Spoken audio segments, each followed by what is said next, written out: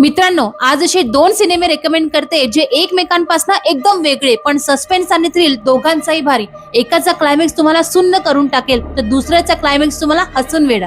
So let's start. कधी विचार केलाय का, जर तुमचं नाव, तुमची ओळख आणि तुमची सुरक्षितता हे सगळं काही एक खूप मोठं खोटं आहे आणि जो तुमचा प्रोटेक्टर आहे त्याच्यापासूनच खरं तुम्हाला धोका असेल तर? बालन द बॉय हा काही साधा सुद्धा थ्रिलर नाहीये. एक आई आणि तिचा लहान मुलगा दर काही दिवसांनी स्वतःच्याच भूतकाळापासून पळताय, नवीन नाव, नवीन ओळख घेताय. कुठलेही फालतू जम्प स्केअर्स नाहीये, फक्त प्युअर माइंड बेंडिंग टेन्शन आणि एक भयानक सायकोलॉजिकल गेम जिथे चित्रपट संपल्यावरही क्लायमॅक्स संपतो पण याचा क्लायमॅक्स स्क्रीन ब्लॅक झाल्यानंतरही तुमच्या डोक्यात फिरत राहतो. आणि हा दुसरा मंडळी काय वेळ प्रकरण आहे, इतकं फनी की हसून हसून डोळ्यात पाणी येईल आणि पुढच्याच मिनिटाला असा ट्विस्ट मारेल की तोंडातून आपोआप निघेल.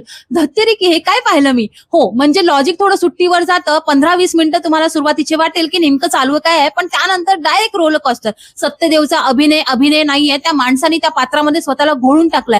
आणि क्लायमॅक्स मित्रांनो आउट ऑफ द वर्ल्ड, हसून वेडेवाल. तुम्हालाही माझ्यासारखे हटके, वेडे आणि अनप्रिडिक्टेबल सिनेमे आवडत असतील ना तर हा मूवी बिलकुल मिस करू नका. सो हे दोन्ही सिनेमे आजच तुमच्या वॉचलिस्ट मध्ये ऍड करा आणि तुम्ही यातला कोणता पहिला बघणार किंवा ऑलरेडी बघितले कमेंट मध्ये नक्की सांगा. अशाच भारी रेकमेंडेशनसाठी फॉलो करायला विसरू नका. भेटूया नेक्स्ट व्हिडिओ मध्ये. सी या.